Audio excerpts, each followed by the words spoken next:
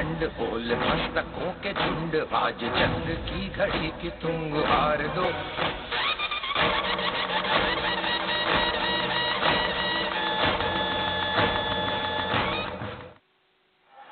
5 minute के लिए आ जाओ, शुरू हो गया।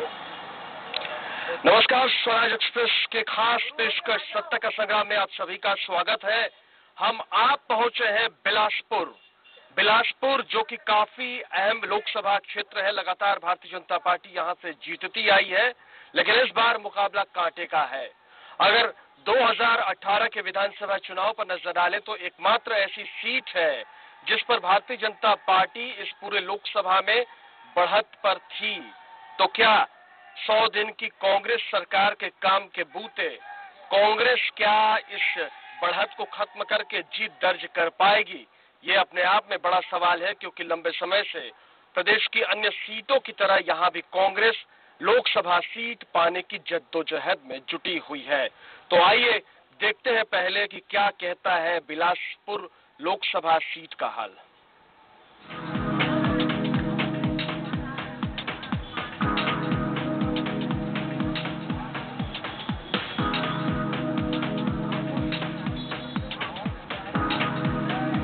छत्तीसगढ़ की न्यायधानी बिलासपुर, जो कभी कलचुरी राजवंशों की राजधानी रहा, तब बिलासपुर रतनपुर राज्य क्षेत्र में आता था।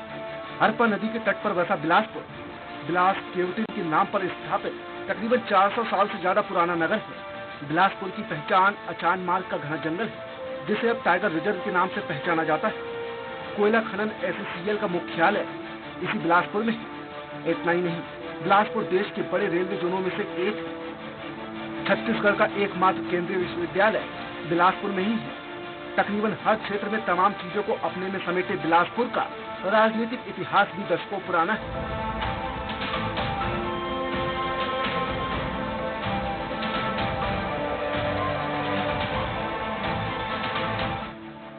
साल 1952 में हुए देश के पहले संसदीय चुनाव में द्विसदस्यीय व्यवस्था की वजह से बिलासपुर लोकसभा से 2 सांसद चुने गए थे।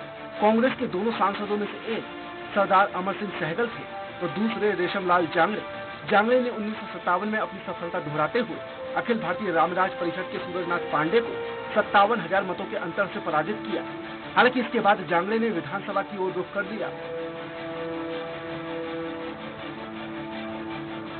रेशमलाल जांगड़े के विधानसभा जाने का कांग्रेस को कोई नुकसान नहीं हुआ, बल्कि कांग्रेस के टिकट पर अन्य प्रत्याशी लगातार जीत हासिल करते रहे। 1962 में कांग्रेस के चंद्रभान सिंह के साथ स्वतंत्र उम्मीदवार सत्यप्रकाश ने जीत हासिल की। 1967 के चुनाव में सरदार अमर सिंह सहगल ने एक बार फिर बिलासपुर में वापसी करते हुए भारतीय जनसंघ के प्रत्याशी मदन लाल को पराजित किया। अगले चुनाव में कांग्रेस के रामगोपाल तिवारी ने बागडोर संभाली और भारतीय जनसंघ के मनहरण लाल पांडे को पराजित किया। आपातकाल के बाद 1977 में हुए चुनाव में कांग्रेस प्रत्याशियों को मतदाताओं का गुस्सा झेलना पड़ा। जनता पार्टी के प्रत्याशी के तौर पर निरंजन प्रसाद केसरवानी ने कांग्रेस के अशोक राव को पराजित किया, लेकिन जनता सरकार के नेताओं के बीच मची खींचतान की वजह से 1980 में हुए चुनाव में गोदिल प्रसाद अनुरागी की जीत के साथ बिलासपुर सीट फिर से कांग्रेस के खाते में आ गई। वहीं 1984 के चुनाव में कांग्रेस ने खेलन राम जांगड़े को मैदान में उतारा और उन्होंने बीजेपी के गोविंद राम मीरी को हार का स्वाद चखाया। लोकसभा चुनाव में लगातार हार रही बीजेपी ने 1989 के चुनाव में कभी कांग्रेस में रहे रेशमलाल जांगड़े को अपना प्रत्याशी बनाया। 1972 में ही जनसंघ में प्रवेश कर चुके रेशमलाल जांगड़े ने क्षेत्र में अपने दबदबे का सबूत देते हुए कांग्रेस की खेलन राम को पराजित कर दिया। वहीं 1991 में बीजेपी ने गोविंद राम मीरी पर दांव लगाया, लेकिन वे कांग्रेस के खेलन राम को हरा न सके। 1996 में हुए चुनाव में बीजेपी ने अनुसूचित जाति वर्ग से आने वाले पुन्नूलाल मोहले पर दांव लगाया, जो एकदम सही साबित हुआ। मोहले ने कांग्रेस के खेलन राम को पराजित कर उनका राजनीतिक करियर ही समाप्त कर दिया। वहीं 1998 के चुनाव में पुन्नूलाल मोहले ने कांग्रेस की महिला प्रत्याशी कन्याकुमारी को हराया, तो 1999 में कांग्रेस के रामेश्वर कोसरिया को और 2004 में बसंत फारे को हार का स्वाद चखाते हुए लगातार चौथी जीत दर्ज की। साल 2009 के चुनाव में बिलासपुर सीट पर देश भर की नजर थी, क्योंकि इस बार मैदान में थे जशपुर राज परिवार और बीजेपी में सबसे ताकतवर नेताओं में से एक दिलीप सिंह जूदेव और उनके सामने कांग्रेस के दिग्गज नेता और प्रदेश के पहले मुख्यमंत्री रहे अजीत जोगी की पत्नी रेणु जोगी थी। बीजेपी का गढ़ बन चुके बिलासपुर सीट को जीतने के लिए कांग्रेस ने पूरी ताकत लगाई। लेकिन जूदेव के आगे बिलासपुर में टिकना किसी के लिए आसान नहीं था। जय जूदेव नारे के बीच आखिरकार परिणाम बीजेपी के पक्ष में ही आए। दिलीप सिंह जूदेव रेणु जोगी को बड़े अंतर से मात दी। वहीं जूदेव के 2013 में निधन के बाद 2014 में बीजेपी ने लखनलाल को टिकट दिया, जिन्होंने बीजेपी से कांग्रेस में प्रवेश कर चुके करुणा शुक्ला को 1.5 लाख से भी ज्यादा मतों के अंतर से हराया। 2019 के चुनावी दंगल में बीजेपी ने अपने मौजूदा सांसद लखनलाल साहू का टिकट काटकर संघ की पृष्ठभूमि वाले अरुण साहू को मैदान में उतारा है। आम लोगों के लिए अनजान लेकिन संघ और बीजेपी की जान अरुण साहू का ग्रामीण क्षेत्रों में काफी दखल माना जाता है। लिहाजा बीजेपी ने इस बार संघ के प्रभाव वाली बिलासपुर सीट पर संघ से ही आने वाले नेता पर भरोसा जताया है। तो वहीं दूसरी ओर कांग्रेस ने प्रदेश संगठन महामंत्री अटल श्रीवास्तव को अपना उम्मीदवार बनाया है। अटल श्रीवास्तव विधानसभा चुनाव में टिकट पाने से वंचित रह गए थे। अटल श्रीवास्तव मुख्यमंत्री भूपेश बघेल के पसंद के उम्मीदवार है।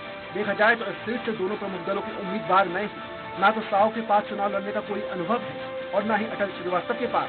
अब ऐसे में बाजी कौन मारता है, देखना दिलचस्प रहेगा। बिलासपुर से शैलेंद्र पाठक के साथ रायपुर से वैभव शिव पांडे की रिपोर्ट।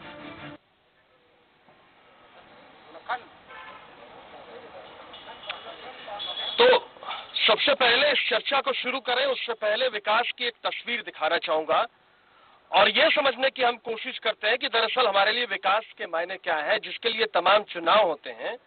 तो लोगों की नजर में क्या विकास है। जिस जगह पे हम ये शो कर रहे हैं उसका नाम है रिवर व्यू।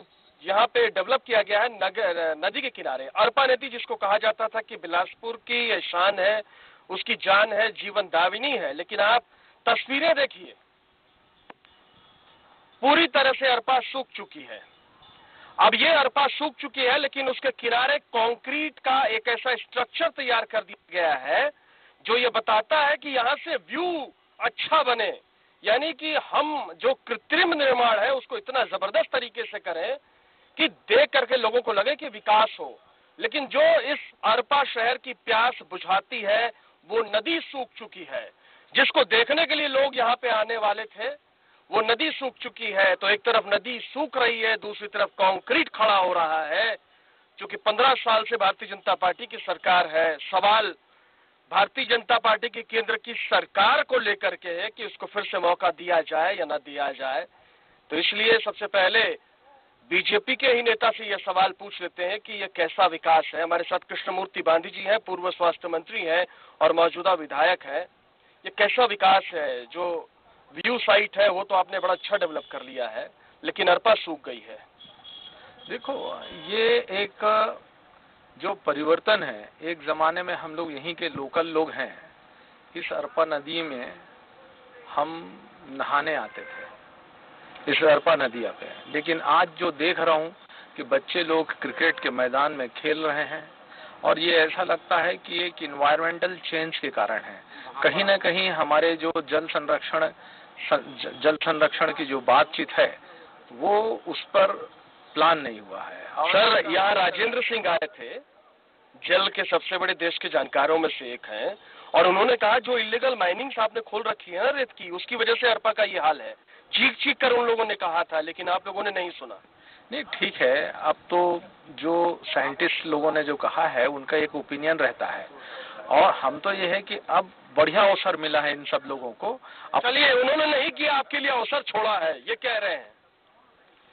देखिए, ये चुनौती है इस वक्त। पिछले 10 वर्षों से अरपा साडा का जो परियोजना यहाँ पर बना के रखा गया था, जिसमें ये कहा गया था कि हम यहाँ पर दोनों तरफ विकसित करेंगे, इसमें बड़े बड़े बैराज बनाएंगे, इसकी बड़ी बड़ी डीपीआर बनी, इसमें बहुत सारा 5-6 करोड़ रुपए आया भी, लेकिन उसका कोई उपयोग नहीं निकला। सिर्फ उसमें सर्वेक्षण करके छोड़ दिया गया और एक ईंट नहीं रखी गई, जबकि 3-3 बार जो है इसका जो है पब्लिक नोटिस निकाला गया। तो ये एक प्रकार का कहना चाहिए कि सरकार की मंशा नहीं थी अरपा को बचाने की, और दूसरी तरफ जो है वो अवैध उत्खनन जो है।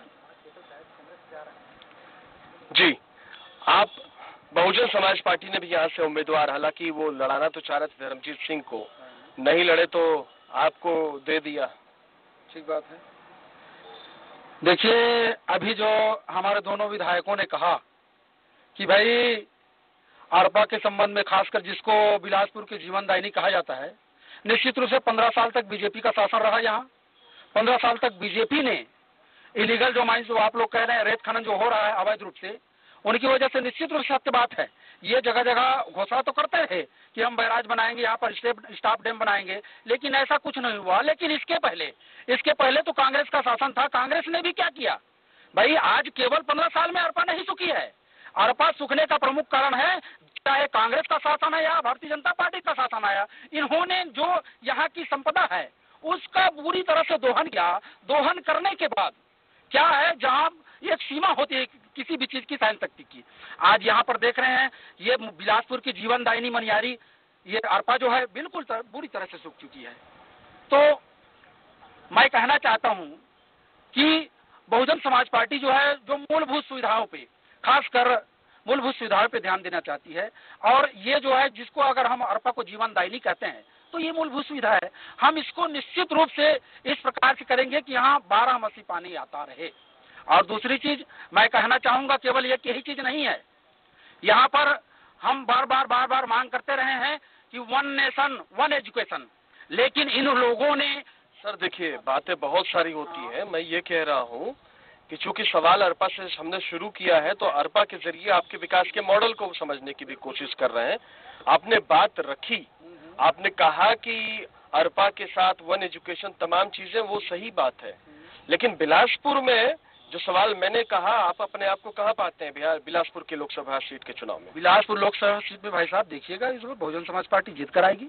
आपको पता होना चाहिए पिछले जोगी कांग्रेस हिम्मत नहीं जुटा पाई। देखिए, जिसके पास सीटें जुटाने की बात नहीं है, जोगी कांग्रेस चूंकि स्थानीय दल है, यहाँ की लोकल पार्टी है। सर देश में सारे स्थानीय पार्टी अपने अपने राज्यों में जीत रही है। ऐसा नहीं है कि अगर आंध्र प्रदेश में कोई पार्टी रीजनल जीतती है तो वो लोकसभा चुनाव में खड़ी नहीं होती है। लेकिन देखिए, जोगी जी ने कहा कि भाई हम लोकसभा चुनाव नहीं लड़ेंगे, बहुजन समाज पार्टी चूंकि राष्ट्रीय दल है, हम बहन जी को समर्थन दे रहे हैं। इस बेस पे बहुजन समाज पार्टी पूरे के पूरे 11 लोकसभा सीट पर चुनाव लड़ रही है। और आपको मालूम होना चाहिए, पिछला विधानसभा चुनाव में जो गठबंधन का वोट था वो 3,39,000 वोट था।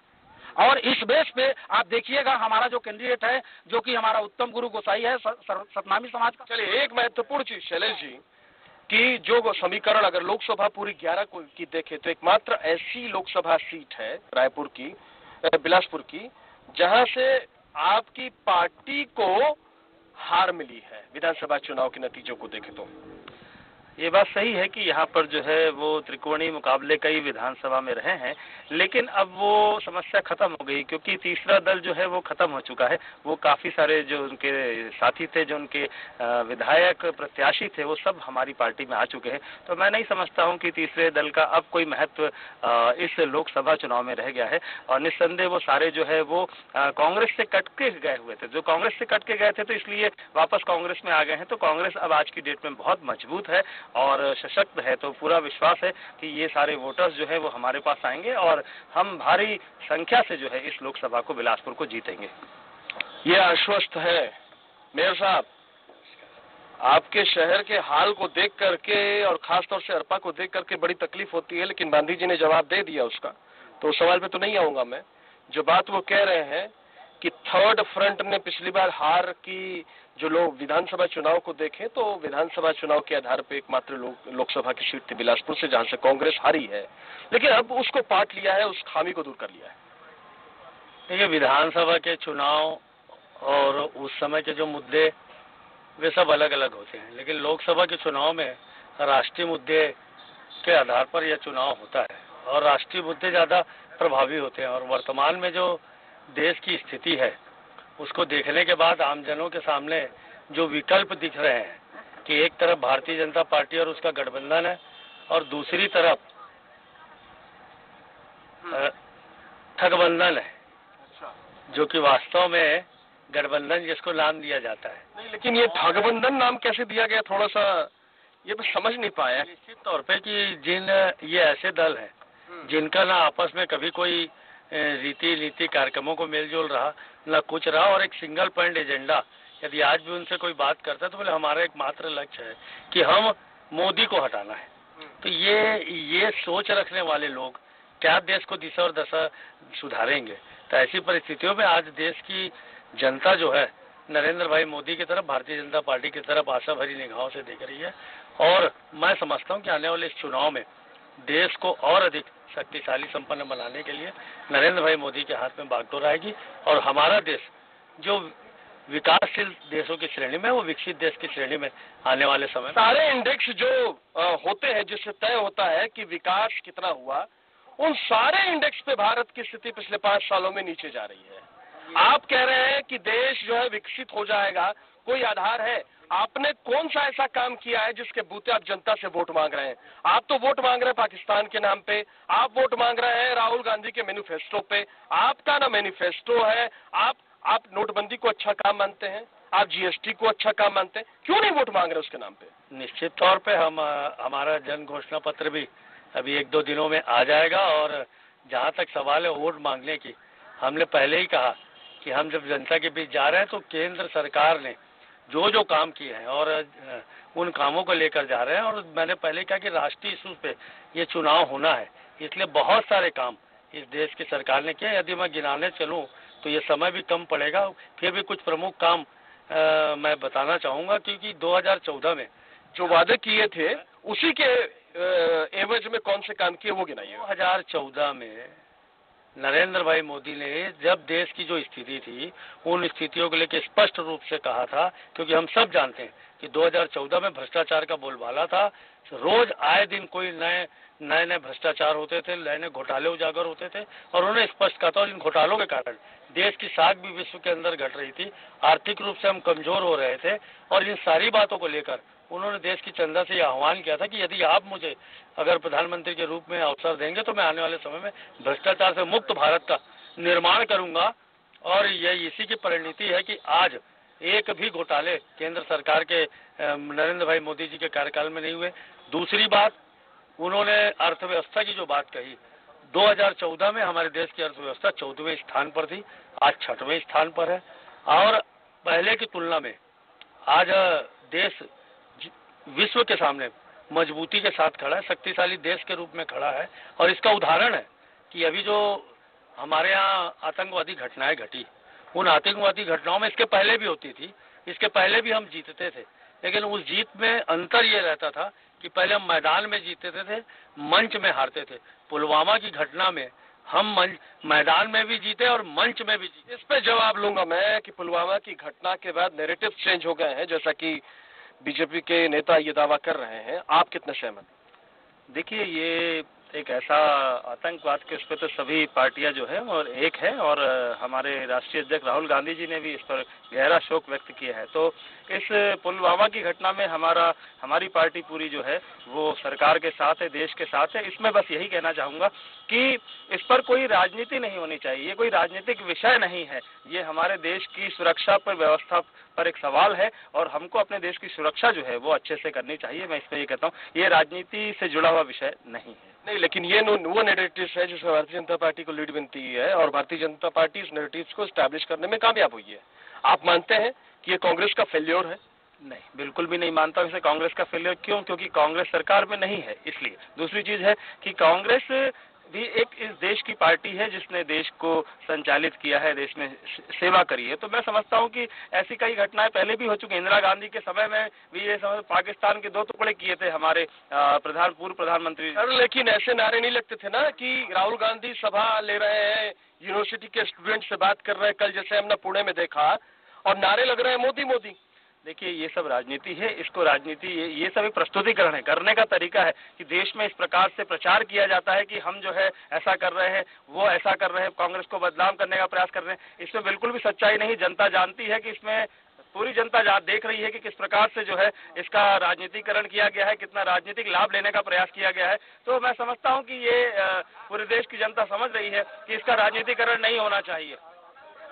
चलिए, हमारे साथ अटल श्रीवास्तव आ गए हैं, जो कि सांसद का चुनाव बिलासपुर से इस बार लड़ रहे हैं।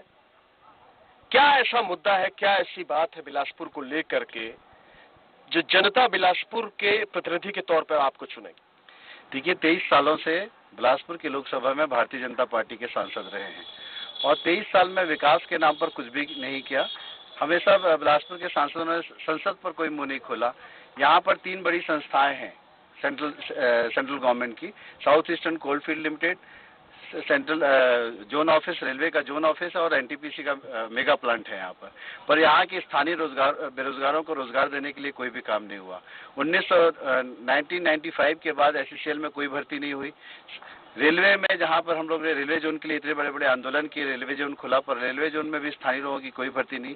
एनटीपीसी केवल हमको राखड़ दे रही है और गर्मी बढ़ा रही है, पर हमारे यहाँ विकास कार्यों में उनका कोई योगदान नहीं है। तो ये सांसद का काम है कि जो केंद्रीय संस्थाएं हैं उनका जो CSR का फंड होता है वो स्थानीय विकास में लगे या स्थानीय लोगों को रोजगार मिले, ये हमारी मांग होगी और इसी मुद्दे पर चुनाव लड़ेंगे।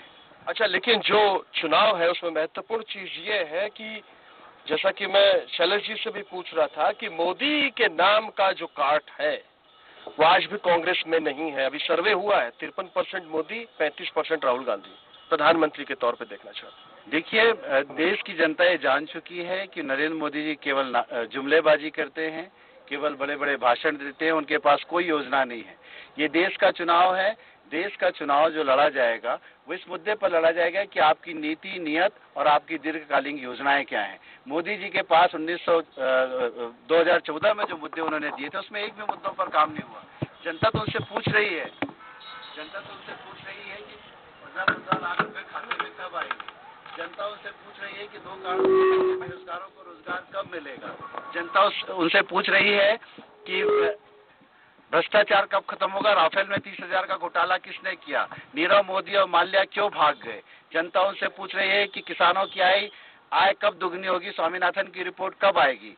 तो ये तमाम मुद्दे हैं जो देश हित में, और जनता ये भी पूछना चाहती है कि नोटबंदी के कारण, जीएसटी आने, नोटबंदी के कारण क्या आतंकवाद खत्म हो गया, क्या पुलवामा में घटना हुई, उसका जिम्मेदार कौन है, 250 किलो जो विस्फोटक सामग्री आई वो कैसे आई, उसका जवाब देने के लिए उनके पास एक भी, और 5 साल में इस लोकतांत्रिक देश में देश के प्रधानमंत्री ने एक भी प्रेस कॉन्फ्रेंस नहीं ली, एक भी जनता का सवाल का जवाब नहीं दिया। उन्होंने केवल अपने मन की बात की है। इस बार जनता अपने मन की बात करेगी और उनको उखाड़ फेंकेगी। मन की बात नहीं की। रजनेश जी भी थे यहाँ पे। रजनेश जी प्लीज चलिए। मन की बात नहीं की, सुनी नहीं, सिर्फ मन की बात की। माननीय प्रधानमंत्री नरेंद्र मोदी जी ने मन की भी बात की है और 125 करोड़ देश की जनता की भी सुनी है। इसी कारण से आज देश में जो माहौल है और देश का बच्चा बच्चा ये माननीय मोदी जी को देख रहे हैं और ये मान के चल रहे हैं कि माननीय मोदी जी के रहते ही देश का भविष्य सुरक्षित है। माननीय मोदी जी ने मन की भी बात की है और इस देश की जो जन जन की आवाज है उसकी भी बात की है। और इन 5 वर्षों में जो आजादी के बाद 70 सालों में नहीं हुआ, ऐसे ऐसे काम हुए हैं। ऐसे कुछ काम गिना दीजिए ना। जनधन खाता, बैंक में जो खाते थे, आज के समय में क्या नहीं लगता कि देश के गरीब से गरीब परिवार को खाते क्या होना चाहिए, शौचालय भी होना चाहिए। लेकिन मैं इससे पूछता हूँ, लोगों की जिंदगी कितनी बदली? क्या ये जरूरी नहीं है कि उनकी जिंदगी बदले, उनकी जिंदगी बेहतर हो? जिंदगी के आवश्यक क्या मूलभूत सुविधाएं हैं? आवास चाहिए, रोटी चाहिए, कपड़ा चाहिए, मकान चाहिए। इस सरकार के मोर्चे पर जो दर है बेरोजगारी की वो 6.1% है। पिछले 45 साल में सबसे ज्यादा है। 22 लाख नौकरियां बैकलॉग में पड़ी हैं। कांग्रेस का आरोप है कि 4,70,00,000 जॉब चली गई। ये सवाल नहीं है। ये 4,70,00,000 नौकरियां चली गई। कांग्रेस जब अपनी सरकार में रहती है, 10 साल की यूपीए की सरकार में, वो गोदी खोदने वाले, नरेगा के काम करने वाले रोजगार के अवसर रहते हैं। जो 16 करोड़ लोगों को मुद्रा योजना में जो काम मिला है, जो लोन 16 करोड़, सर उसमें फिगर ये है कि 23,000 औसतन हर व्यक्ति को मिला है। यहाँ पे बगल में चौपाटी है, मेरे को ये बता दीजिए 23,000 में एक ठेला खुलता है क्या? नहीं, आप उसको रोजगार नहीं मानते क्या? मैं ये कह रहा हूँ खुलता है 23,000 में। मैं ये पूछ रहा हूँ कि जो 150 रुपया में जो गोदी खनते हैं वो रोजगार है। रोजगार गारंटी में जो गोदी खोद रहे हैं वो रोजगार के अवसर हैं। और ठेला में पकौड़े बेच रहे हैं, पान बेच रहे हैं, चाय बेच रहे हैं, वो रोजगार का अवसर नहीं है। ये किस प्रकार के रोजगार की बात करते हैं? सिर्फ शासकीय नौकरी को रोजगार कहते हैं क्या? इस देश में रोजगार के इतने अवसर सृजन हुए हैं। देश के व्यक्तियों के आय में वृद्धि हुई है, शिक्षा दीक्षा में वृद्धि हुई है, रहन सहन में वृद्धि हुई है, देश के प्रत्येक व्यक्ति के आय में वृद्धि हुई है। और माननीय मोदी जी ने जो चाहे वो शिक्षा क्षेत्र हो, चाहे बिजली के क्षेत्र हो। 18,000 गाँव में बिजली नहीं थी, क्या वो इस देश की आवश्यकता नहीं थी? सर मैं ये दूसरी बात कह रहा हूँ, मैं ये कह रहा हूँ कि 23,000 रुपए अगर किसी को मिलेगा तो स्वरोजगार वो कैसे शुरू करेगा? मैं बता रहा हूँ, अभी इनका घोषणा पत्र आया है, थोड़ा उसको झांक लें। जो इन्होंने कांग्रेस ने घोषणा पत्र किया था उसमें क्या लिखे हैं? अभी जो बजट पेश हुआ उसमें लिखे हैं कि हम नरवा गरवा घुरवा में गोबर थाप के 2 लाख युवाओं को रोजगार देंगे। किस प्रकार का रोजगार देंगे? ये किस प्रकार का रोजगार दे रहे हैं? चलिए अटल जी से पूछ लेते हैं। जी, भारतीय जनता पार्टी वाले केवल उद्योगपतियों की और व्यापारियों की सरकार है। नरवा गरवा घुरवा और बाड़ी, छत्तीसगढ़ के 4 चिन्हारी, एला बचा के रखना है संगवारी। ये छत्तीसगढ़ और गांव की अर्थव्यवस्था को सुदृढ़ करने की योजना है और इनको अभी समझ ही में नहीं आ रहा। छत्तीसगढ़ की बात करेंगे तो छत्तीसगढ़ की योजनाओं को जानेंगे। इतनी बड़ी आर्थिक व्यवस्था को सुदृढ़ करने का योजना ला रहे हैं जिसमें जो नाले में बहने वाला पानी है उसको रोकने की व्यवस्था है। वो ये कह रहे हैं कि 2 लाख लोगों को गोबर थापने का रोजगार आपकी पार्टी घोषणा पत्र में लेकर के आई। सर इनको गोबर गैस, वहाँ पे जो गोबर होगा उससे गोबर गैस बनेगी, जैविक खाद उत्पन्न होगी, जैविक खाद से बाड़ियों पर जाएगा, वहाँ पर जैविक खेती होगी। जो गाय रखी जाएंगे गुठान पर, उससे जो दूध निकलेगा उससे मक्खन बनेगा, उससे और बाय प्रोडक्ट्स बनेंगे दूध के। इनको तो गोबर थापना, क्योंकि ये खुद गोबर है इसलिए इनको गोबर थापना समझ में आ रहा है। चलिए विधायक जी, चूंकि आप भी रहते हैं विधानसभा में, खूब चर्चा हुई थी इस मसले पर। हालांकि बहुत ज्यादा इस पे फोकस नहीं करेंगे क्योंकि मसला लोकसभा चुनाव का है, बहुत सारे मुद्दे जिस पर डिस्कस करना जरूरी है। लेकिन ये बताइए कि क्या वाकई में 2 लाख लोगों को रोजगार देने की बात है कि गोबर थाप करके? मतलब ये अगर आप अपने आप में बहुत जबरदस्त घोषणा हो जाएगी अगर ऐसी घोषणा है। कांग्रेस की बहुत महत्वाकांक्षी योजना है और जिस योजना के अंतर्गत किसानों को केवल गोबर थापने की नौकरी देना चाहते हैं। ऐसा है क्या? केवल लोग, ये विधानसभा की बहुत बड़ी चर्चा है और केवल गोबर थापने के अलावा उसकी कोई कल्पना नहीं है। मैनेजमेंट पे, ग्रामीण मैनेजमेंट पे कोई कल्पना नहीं है। केवल एक इमोशनल बातें हैं, भावनात्मक बातें हैं और इसी भावनात्मक बातों को केवल भुनाने का काम है। ये सत्य से बिल्कुल परे है इन लोगों का। वो आने वाले समय में वो खुद पता चल जाएगा कि कितने गोबर से गैस निकल रहे हैं, क्रीम निकल रहे हैं। 2 लाख लोगों को गोबर थापने का रोजगार देंगे, ये स्थिति आगे छत्तीसगढ़। देखिए, ये समझ की बात है। अगर सरकार आई है, उसने अपनी योजना बनाई है तो उसकी योजना अमल करने में समय लगेगा। ये समय बताएगा कि नरवा गरवा गुरवा बाड़ी का जो उद्देश्य था वो कितना सफल हुआ है। हमारी सरकार पूरी गंभीर है। देखिए, ग्रामीण जब सरकार आई, आज तक इन्होंने पास 15 साल सरकार थी, इन्होंने किसानों को क्यों नहीं राहत दी? इन्होंने उनके कर्जा क्यों नहीं माफ किया? इन्होंने क्यों सही जो बोनस का घोषणा की थी वो क्यों नहीं किया? किसान जो है वो फांसी लगा रहे थे। आज इतने साल बाद जो है छत्तीसगढ़ की जो पहचान है, छत्तीसगढ़ की पहचान जो है वो या धान का कटोरा छत्तीसगढ़ को कहा जाता है। अगर धान का कटोरा कहा जाता है तो उसको दारू का कटोरा बना दिया था इन लोगों ने। अगर हमारी सरकार आई है, उन्होंने धान का कटोरा इसको वापस बनाया और वापस बनाकर इन्होंने किसानों को राहत दी हमारी सरकार ने। तो ये छत्तीसगढ़ की जो पहचान थी हमारी, वो हमारी सरकार ने वापस दिलाई है इस किसानों के माध्यम से। उसी प्रकार से ग्रामीण अर्थव्यवस्था को और सुदृढ़ बनाना है, ग्रामों को और अच्छा बनाना है। इसके लिए नरवा गरवा गुरवा बाड़ी जो है वो योजना लाई गई है और इसका क्रियान्वयन किया जा रहा है। आप देखिएगा। थोड़े ही बसपा के नेता हैं, उनसे पूछ लेते हैं कि लड़ाई ये चल रही है कि 23,000 रुपए में रोजगार मिलेगा, दूसरे कह रहे हैं कि नरवा गरवा घुरवा बाड़ी के जरिए रोजगार देने की कोशिश की जाएगी। मैं आपसे ये पूछना चाहता हूँ कि वाकई में जो प्रदेश का युवा है, जो सामने बैठे नौजवान है, वो यही रोजगार, जब रोजगार पॉलिटिकल पार्टियां कहती है तो इन्हीं रोजगारों के बारे में वो समझे क्या अगली बार से? देखिए, भारतीय जनता पार्टी ने जो बातें कही, 2 करोड़ हर साल रोजगार देने का, बेरोजगारों को रोजगार देने की बात कही, उसी और कहा कि भाई सबके खाते में 15-15 लाख रुपए आ जाएंगे। उसी प्रकार से आज कांग्रेस कह रही है, क्या कह रही है? 72,000 प्रत्येक साल किसानों को देंगे। एक चीज। दूसरा चीज क्या है? अभी ये नरवा गरुआ घुरवा, ये कौन सा रोजगार है? ये पढ़े लिखे जो हमारे नौजवान साथी घूम रहे हैं, ये पढ़े लिखे नौजवानों को ये गोबर थापने के लिए रोजगार देंगे? जिस प्रकार से नरेंद्र मोदी ने भजिया बेचवाने का काम किया, कांग्रेस गोबर थापने का काम करवा रही है। बहुजन समाज पार्टी कहती है कि भाई हम जो करते हैं लोग दलितों की, देखिए गलत बात, दलितों की राजनीति करते हैं आप लोग। उसके बाद आप गाँवों को, आप केवल ऊपर से काम कर रहे हैं, नीचे ग्रामीण लोगों को आप यहाँ छत्तीसगढ़ को आप नहीं जाना। ये गलत बात है, गलत बात है। मैंने आप लोगों के बीच में नहीं बोला तो कृपया आप लोग सुन तो ले। अरे इतने उतावले क्यों रहे हो? सुनने का दम तो रखो।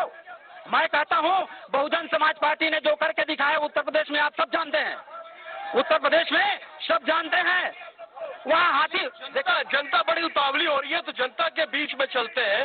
कुछ खास लोग हमारे साथ हैं। हमारे साथ निरुपमा वाजपेयी जी हैं, जो कि हाईकोर्ट की सीनियर एडवोकेट हैं। मैडम, आप कुछ पूछना चाहेंगी, कुछ कहना चाहेंगी बिलासपुर को लेकर? अब मेरा ये कहना है, जो अभी तक इतने सालों तक भारतीय जनता पार्टी के सांसद थे यहाँ पे, बिलासपुर शहर के लिए उन्होंने क्या किया, और जो राष्ट्रीय मुद्दे की बात हो रही है, सबसे बड़ी बात, राष्ट्रीय मुद्दा क्या केवल देश की अखंडता को तार-तार करना है, जो कि वर्तमान सरकार कर रही है। कांग्रेस ने अपने शासनकाल में, जब वो केंद्र शासन में रही, उसने हमेशा एकता और अखंडता की बात की, जिस एकता और अखंडता को अब वर्तमान सरकार केवल धार्मिक मुद्दों में उलझाकर तार-तार कर रही है। उसके पास कोई रोजगार और कोई और मुद्दा नहीं है। बीजेपी के वरिष्ठ नेता बेनी गुप्ता जी हैं। भाई साहब, ऐसा है, जब राष्ट्र का सवाल आता है तो राष्ट्रीय महत्व पहले बढ़ जाता है। ये गुरुआ नरवा गरवा ये सब बातें करके राजनीतिक समय पर बहलाने वाली, और 72,000 रुपया दे करके चुनाव के समय में सारी, आप जोर से मत बोलो, मुझे भी आता है। अगर आप लोगों में सुनने की क्षमता है तो सुनिए आप। मैं अटल श्रीवास्तव अच्छा कैंडिडेट है, बढ़िया कैंडिडेट है और बहुत मेहनत करने वाला है, किंतु कांग्रेस 50 सीट से ज्यादा नहीं लाएगी तो उसको जिता के करेंगे क्या? सरकार में भारतीय जनता पार्टी की मोदी जी के नेतृत्व में बनने वाली है। अटल श्रीवास्तव बहुत अच्छा होने के बावजूद भी उसको, इसको क्या ले, कॉम्प्लीमेंट माने या फिर कुछ और समझे? मैं बेनी गुप्ता जी को धन्यवाद देता हूं कि उन्होंने मुझे अच्छा कैंडिडेट मांगा है। मुद्दा केवल दो है। हमारे सभी भाइयों ने अपनी बात कही। भारतीय जनता पार्टी हिंदुत्व की बात करती है और गौ रक्षा की बात करती है। इनकी सरकार में गायों को लाकर भुखमरी के नाम पर 250-300 गाय मर गई। गाय के चारे के नाम से इन्होंने कमीशन खाया। इनकी सरकार ने, इनके गौ सेवा आयोग के अध्यक्ष ने पैसा खा के गाय के खाल तक बेच दी, हड्डी तक बेच दी। ये क्या बात करेंगे हिंदुत्व की? हम नरवा गरवा घुरवा की बात करके अपनी गाय रक्षा की बात कर रहे हैं। दूसरी बात है 72,000 के हमारे बहुजन समाज पार्टी के हमारे भाई ने कहा 72, कांग्रेस जो कहती है वो करती है। कांग्रेस ने हमेशा अधिकार दिया है, खैरात नहीं दी है। हम मोबाइल बांट के खैरात नहीं बांट रहे हैं। हम 15-15 लाख रुपए खाता में बोलने की जुमला करके हम खैरात। 72,000 की योजना केवल जीडीपी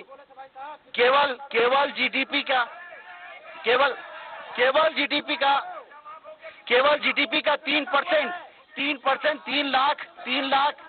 3 लाख करोड़ रुपए से हम 72,000 रुपया 25,000 करोड़ परिवार को देंगे।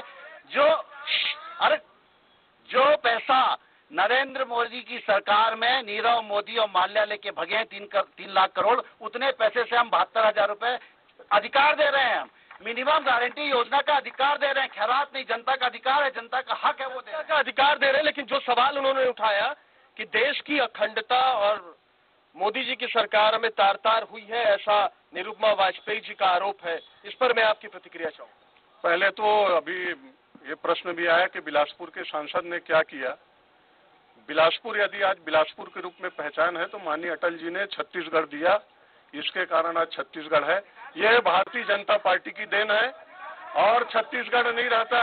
ये सब कहते रहते हैं भारतीय जनता पार्टी ने करके दिया। छत्तीसगढ़ की जनता आंदोलन किया, ACCL दिया, हाई कोर्ट दिया, रेलवे जोन दिया, ये भारतीय जनता पार्टी के सांसदों ने दिया। देश की अखंडता, एकता, ये क्या बात करेंगे? अभी राष्ट्रद्रोह के धारा हटाएंगे, किसके लिए करना चाह रहे हैं? देश में किसको सेव करना चाहते हैं, किसको? और जो मोदी की बात कर रहे हैं, नीरव मोदी, इसका किस अवधि में उसको ऋण मिला है, थोड़ा बता दे, एक बार बताए तो क्या वो पूछने भागा किसकी अवधि? डर के मारे भागे हैं नहीं, उसके बाद एक कुछ मेरे ख्याल से आरोप भी लगे थे। अरुण जेटली से मुलाकात हुई थी, सीसीटीवी संसद के चेक करने की मांग हुई, सीसीटीवी चेक नहीं हुआ। पास सिर्फ आरोप लगाने के अलावा कोई विकल्प नहीं है, जिसको पाए उसको ऋण दिए।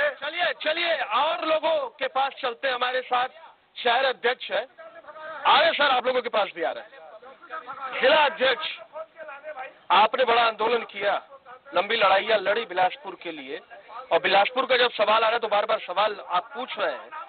क्या दर्द है, क्या कुछ आप पूछना चाहते हैं? क्योंकि लंबे समय से भारतीय जनता पार्टी की यहाँ सरकार रही, यहाँ के सांसद रहे। बिलासपुर के जो सांसद हैं, लगातार बिलासपुर के सांसद की उपलब्धि क्या है?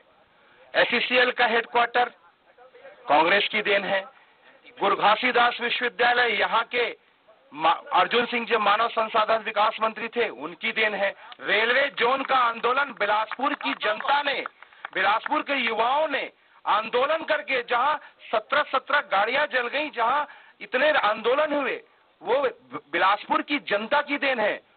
मैं ऐसा मानता हूं कि हवाई सेवा कहां चला गया, कहां गए सांसद दिल्ली में बैठकर? एक भी उपलब्धि, एनटीपीसी कांग्रेस की देन है। ये जो 108 एम्बुलेंस आप देख रहे हैं ना, ये भी यूपीए गवर्नमेंट की देन है। मनरेगा, शिक्षा। सवाल क्या पूछना चाह रहे हैं कि भारतीय जनता पार्टी ने क्या किया है? मैं ये कहता हूं कि जो भारतीय जनता पार्टी का बिलासपुर में जो सांसद रहे हैं और उनकी सरकार की उपलब्धि बता दें कि उन्होंने क्या किया। सर, मैं आपसे इसका जवाब लूंगा। जी सर, मैं सवाल करना चाहूंगा बीजेपी के लोगों से और कांग्रेस के लोगों से कि अभी जो पेपर में आ रहा है, हमारे माननीय सांसद जो वर्तमान में बिलासपुर सांसद है, स्टिंग ऑपरेशन का, हमारे अटल श्रीवास्तव जी जो यहाँ के प्रत्याशी हैं वो उनका समर्थन करते हैं कि ये स्टिंग ऑपरेशन एक साजिश के तहत हुआ है। अगर साजिश के तहत हुआ है तो फिर ये मीडिया में आता क्यों है? इसका जवाब मेरे को चाहिए। चलिए, मैं ताराचंद साहू, बहुजन समाज पार्टी बिलासपुर का जिला उपाध्यक्ष हूँ। मैं देश की स्थिति पर बोलना चाहूंगा। नहीं सर, भाषण मत दीजिए, आप सवाल पूछिए। सवाल पूछूंगा, भाषण नहीं दूंगा। थोड़ा सा टाइम देंगे भाई सवाल पूछने के। सवाल पूछने के लिए जितना टाइम लेना ले लीजिए, लेकिन हाँ, सवाल पूछूंगा। मैं कहना चाहता हूं कि 2014 की जब लोकसभा का चुनाव हुआ तो उस समय हमारे माननीय प्रधानमंत्री अभी वर्तमान में जो है नरेंद्र मोदी जी, इसने वादा किया था, घोषणा किया था कि हमारी सरकार बनेगी तो हम गरीबों को 15 लाख रुपया देंगे, और इसके तहत में महिलाओं की, पूरे हमारे देश की बेटी महिलाओं को जनधन की खाता खुलवाया, और आज तक वो उन्होंने 15 लाख नहीं दिया। खाता तो खुलवा दिए, 15 लाख रुपए नहीं डाले साहब। दर्द समझिए, समझ गए। मैं पूरा काम नहीं तो मैं आपसे सवाल समझ लिया ना आपका। और बात नहीं, समय नहीं है सर, समय नहीं है। सर, आप सवाल पूछिए प्लीज। सवाल क्या है आपका? पक्षपात क्या है? थोड़ा सा बात है। मैं कहना चाहूंगा कि मोदी जी जो है, पाकिस्तान जब हमारे ऊपर में विरोध किया 2017 में पठानकोट में और 2019 में उरी में घटना किया, अगर कहीं उसी दिन अगर नरेंद्र मोदी जो है पाकिस्तान को सबक सिखा दिया होता, उसकी कमर तोड़ दिया होता, तो क्या 2019 में पुलवामा घटना होता क्या?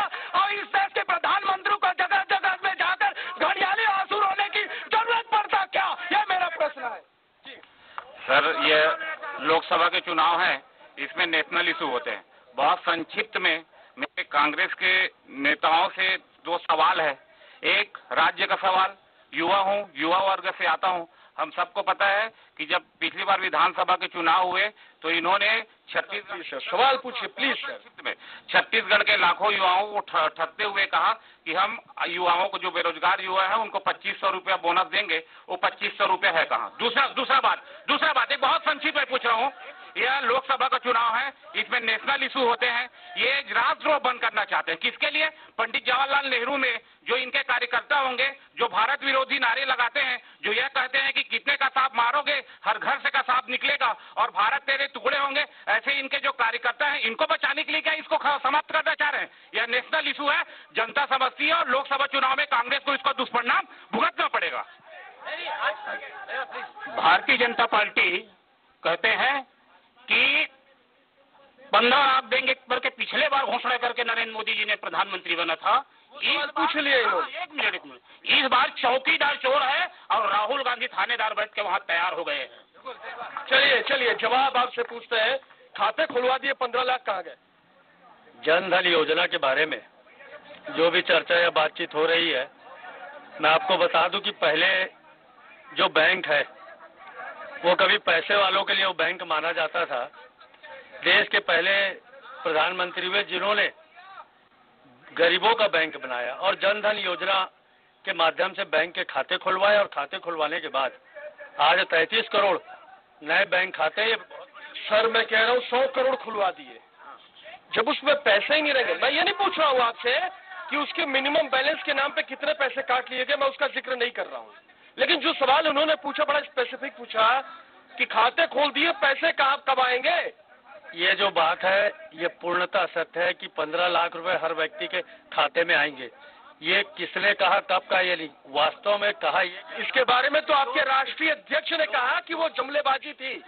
राष्ट्रीय अध्यक्ष अमित शाह ने कहा था जुमलेबाजी थी। वो जो काला धन के बारे में बात कही गई थी वो ये थी कि अगर इतना काला धन विदेशों में जमा है, यदि यह काला धन वापस आता है तो प्रत्येक व्यक्ति के खाते में 15 लाख रुपए तक की राशि के विकास के काम किए जा सकते। बात ये थी, ये किसी के खाते में इंडिविजुअली 15 लाख रुपए डालने वाली बात नहीं थी। आप बताइए सर, एक सवाल बड़ा महत्वपूर्ण आया, सांसद ने क्या किया? जो किया यहाँ कांग्रेस ने किया, जिलाध्यक्ष कांग्रेस के, उनका ये आरोप। देखो, एक कहावत है कि मीठा मीठा गप गप और कड़ू कड़ू थू थू। एक जो है कांग्रेस को आज यह स्वरूप देखने को मिला कि केंद्र की सरकार ने क्या किया, सांसद ने क्या किया। आज उनको समझ में आ जाएगा कि जो स्वाभिमान की रक्षा, प्रत्येक नागरिकों की रक्षा जिस तरीके राष्ट्रीय मुद्दों के साथ किया गया, वो उसकी कल्पना पूरे विश्व में नहीं किया जा सकता। आज आप पूरे देश में 2022 तक के प्रत्येक गरीब परिवार को प्रधानमंत्री आवास के अंतर्गत। सर जो उनका सवाल है उसको तो जवाब, मतलब असल चीज ये है सांसद ने क्या किया।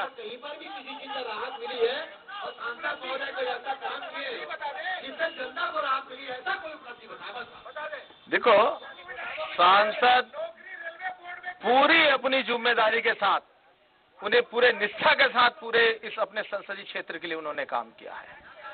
ऐसा क्या काम किया है,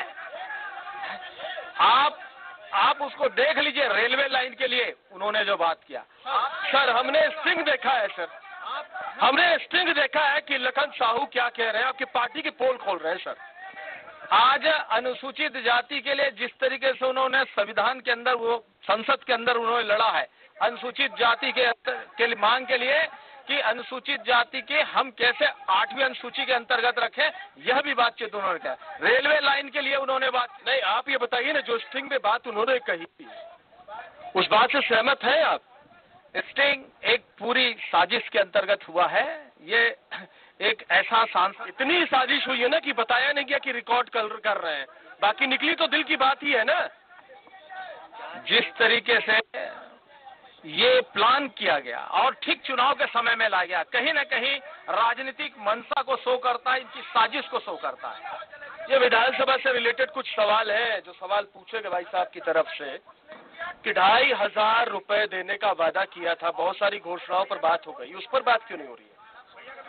अभी सरकार नई बनी है, पॉलिसी बनाई जा रही, हम लोग नीति निर्धारण कर रहे हैं और चूंकि नीति निर्धारण कर रहे थे, इतने में ही आचार संहिता लग गई और जो घोषणा पत्र में कांग्रेस ने जो वादे किए हैं उसको ईमानदारी से हमारे माननीय मुख्यमंत्री जी भूपेश बघेल जी और पूरी सरकार हमारी जो है वो कर रही है। आचार संहिता के बाद आपको देखने को मिलेगा ये सारी बात। अटल जी, बड़ा कंफ्यूजन है बिलासपुर में। बिलासपुर की राजनीति को समझने की कोशिश करता हूँ तो बड़ा कंफ्यूज हो जाता हूँ। अब उन्होंने बताया कि आप प्लीज एक सेकंड, एक सवाल जो है, जो कंफ्यूजन है, वो कंफ्यूजन इसलिए सर, एक्चुअली मैं जनता के सवाल ले रहा हूँ और जनता के सवाल किसी ने आपसे नहीं पूछा है। आपसे अगर सवाल पूछेंगे तो मैं आपके पास आऊंगा, ठीक है? एक चीज ये बताइए सर कि ये लखन साहू का जो स्टिंग हुआ है, क्या आप मानते हैं कि वो एक साजिश है? देखिए, लखन साहू जी, मैं उनको व्यक्तिगत रूप से जानता हूँ, वे बहुत सज्जन आदमी हैं।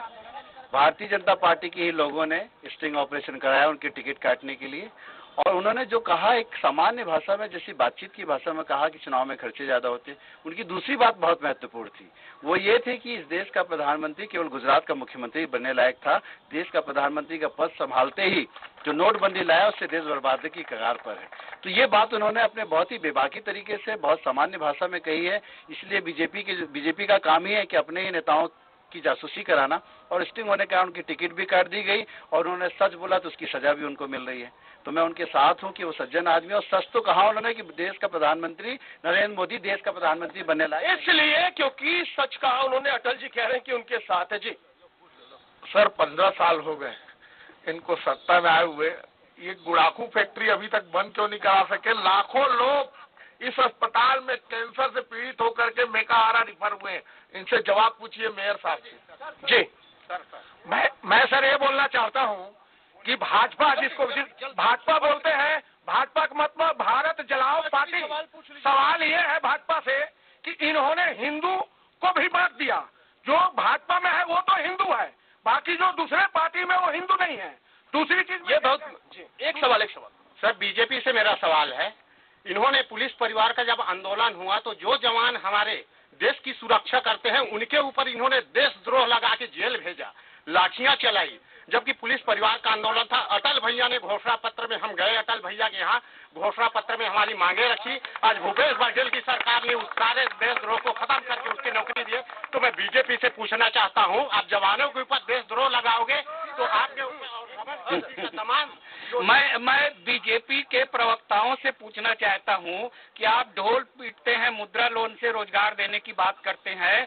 मैं बैंक से हूं, बैंक से रिटायर हुआ हूं। आपको मैं सच बताऊं, पब्लिक को भी सच जानना जरूरी है कि 16 करोड़ में से 10 करोड़ के रोजगार खुले ही नहीं, और जो बाकी 6 करोड़ थे उसमें 90% एनपीए हो गए। दूसरी बात, आपने जनधन योजना में खाते खोलने की बात कही है 26 करोड़, उसमें से 23 करोड़ खाते आज की तारीख में बंद है। मेरी चुनौती है, आप जांच कर लें, इसका आप जवाब दीजिए कि आप जो काम किए नहीं उस पर आप अपनी पीठ थपथपा रहे हैं।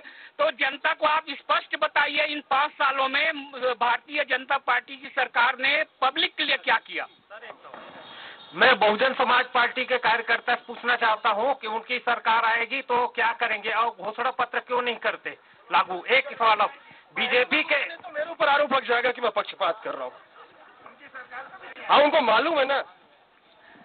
हाँ, देखिए, जब बहुजन समाज पार्टी की सरकार आएगी तो बहुजन समाज पार्टी पहले तो मूलभूत समस्याओं को खत्म करेगी। दूसरी बात, ये जो भाई कह रहे हैं कि घोषणा पत्र क्यों जारी नहीं करती, तो आपको मालूम होना चाहिए भारतीय संविधान जो है वो बहुजन समाज पार्टी का घोषणा पत्र है। जिस दिन बहुजन समाज पार्टी की सरकार आएगी, भारतीय संविधान यहाँ लागू होगा, लोगों को रोजगार मिलेगी, बेरोजगारी जाएगी।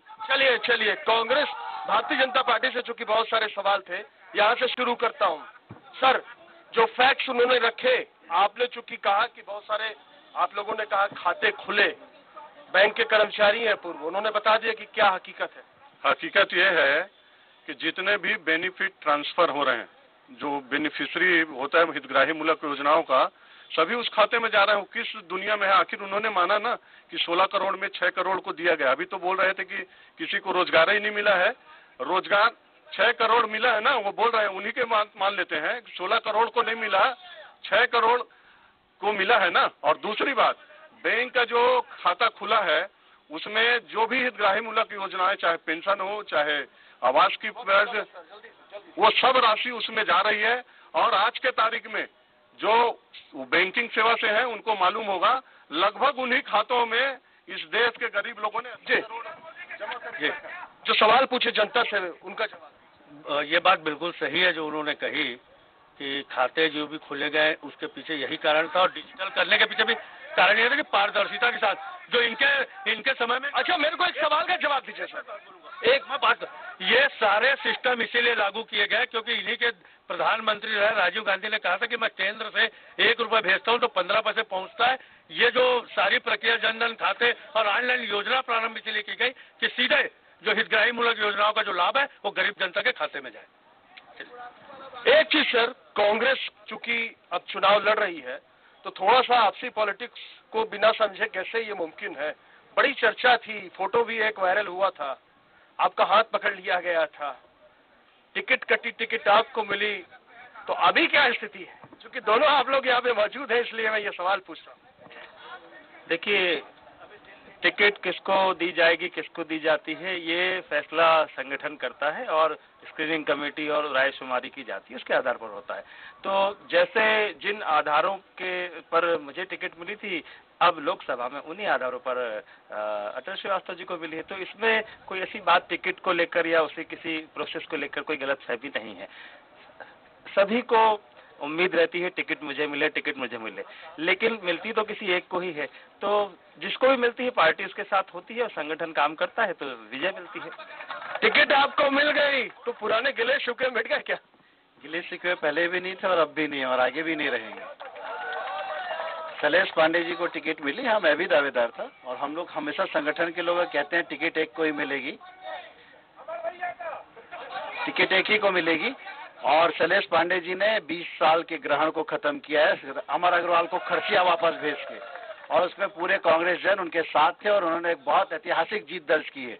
और इस देखिएगा कि उनके शैलेश पांडे जी के साथ और हमारे कांग्रेस के साथ हम लोग लोकसभा का भी ग्रहण खत्म करेंगे और 23 साल के बाद बिलासपुर में भी सांसद जीत के लाएंगे। चलिए, एक बड़ा सवाल था, एक सवाल पूछा था उन्होंने अब कि गुड़ाखू फैक्ट्री कब बंद होगी, क्यों नहीं बंद होगी? अभी इन्हीं नशों के बारे में लेकर के कांग्रेस ये कहती थी और महिलाएं हैं ये मांग करती थी कि छत्तीसगढ़ में शराब के कारण बहुत सारी कुरीतियां, बहुत सारी बीमारियां, बहुत सारी मृत्यु दर बढ़ गए हैं। और कांग्रेस उसी घोषणा पत्र किया था कि हमारी सरकार बनते ही हम दारू को बंद कर देंगे। आज वो जो दारू है, तो छोड़िए इनकी झूठी बातें, झूठी घोषणाएं आज ये स्पष्ट हो रही है। चलिए एक आप बेनी जी आप कुछ पूछना चाह रहे हैं, चूंकि भारतीय जनता पार्टी के वरिष्ठ नेता है इसलिए। मैं नेता के नाम से नहीं, मैं ये बोलता हूँ जनता के नाम से कि चरणदास महंत जिस दिन गुड़ाखू घिसना बंद कर। नहीं सर, ये व्यक्तिगत हम सवाल बिल्कुल नहीं लेंगे इस तरीके का। मैं यहाँ पर भारतीय जनता पार्टी के प्रवक्ताओं से पूछना चाहता हूँ कि पिछले चुनाव में 2014 के चुनाव में मोदी जी ने बहुत सारे वादे किए थे। मैं इन सब नेताओं से पूछना चाहता हूँ कि उन घोषणाओं में से कौन सा वादा मोदी जी ने पूरा किया है और भाजपा की सरकार ने पूरी की है? एक बड़ा महत्वपूर्ण सवाल है, कौन सा वादा 2014 का भारतीय जनता पार्टी ने पूरा किया? हमारे साथ तखतपुर के विधायक रश्मि सिंह जी है, बहुत बहुत स्वागत है। मैडम, प्रचार करके आ रही है, कैसा रिस्पॉन्स मिल रहा है? बहुत अच्छा। क्या उम्मीद है? अटल जीतेगा। चलिए, वो तो शायद बेनी गुप्ता जी भी कह रहे थे कि एक जो महत्वपूर्ण सवाल, सर कौन जवाब देगा कि 5 साल पहले जो वादा किया गया था मोदी सरकार का, जो तमाम जो नारे गढ़े गए थे जिस पर जनता ने एतबार किया, वो कौन सा नारा है, कौन सा वादा है जिसको पूरा किया गया? महंगाई को लेकर के वादा किया गया था, काले धन को लेकर के वादा किया गया था, महिलाओं की सुरक्षा को लेकर के वादा किया गया। जो लोग आज इस बात को प्रश्न उठा रहे हैं, महंगाई की जहाँ तक बात कर रहे हैं, इन्हीं की सरकार यूपीए की 100 दिन में महंगाई करने की बात इन्होंने कही थी। क्या किया ये बता दिया सरकार को। दूसरी बात, हमने सर सरकार को हटा दिया। में जो वादे किए थे कि देश में एक स्थिर सरकार आएगी, एक मजबूत सरकार आएगी, भ्रष्टाचार से मुक्त सरकार आएगी, और आज ये बात स्पष्ट है, जन इस बात को जानता है कि 2014 से 2019 के बीच आज हमारा देश एक शक्तिशाली देश के रूप में, स्वाभिमानी देश के रूप में विश्व के अंदर स्थापित हुआ है। यही इसी से मुक्त सर यही वादा था जिसके दम पे यही वादा था हमारा, और उसके साथ जितनी जन कल्याणकारी योजनाएं। आज मैं एक बात और कहना चाहूंगा कि स्वच्छ भारत, जो बात कहने में बहुत छोटी लगती है, जिस महात्मा गांधी ने स्वच्छता की बात कही थी और जिस महात्मा गांधी के नाम से कांग्रेस के लोग वोट मांगते थे, उनके सपनों को पूर्ण करने का काम यदि किसी ने किया तो भारतीय जनता पार्टी ने किया। भारतीय जनता पार्टी ने किया है। मैं अपने कांग्रेस के मित्रों से बड़ी ही विनम्रता से बड़ी ही विनम्रता से एक सवाल पूछता हूँ। ये हमारे ऊपर भ्रष्टाचार के आरोप लगा रहे हैं, ये हमारे ऊपर लोगों को भगाने का आरोप लगा रहे हैं। सवाल पूछिए ना सर। कार्यकाल में जब इनकी सरकार थी तो महाराष्ट्र के अंदर मुंबई में आदर्श घोटाला जो हुआ, जिसमें आदर्श सोसाइटी घोटाला, जिसमें हमारी जो विधवा सैनिकों की विधवाएं थी, उसमें सवाल क्या खा गए, फ्लैट ये बेच के खा गए। दूसरा सवाल यह था कि आयुष्मान 5 साल से महाराष्ट्र में भारतीय जनता पार्टी की सरकार है। मेरे ख्याल से आप भारतीय जनता पार्टी को बिलोंग करते हैं। आपने कोई कार्रवाई करवाई उसके बाद से लेकर के भारतीय जनता पार्टी के शासनकाल में ऐसा कुछ नहीं हुआ। और एक प्रश्न, भ्रष्टाचार नहीं हुआ। चलिए, एक प्रश्न और था कि आयुष्मान योजना जो पाँव बंद करवाई,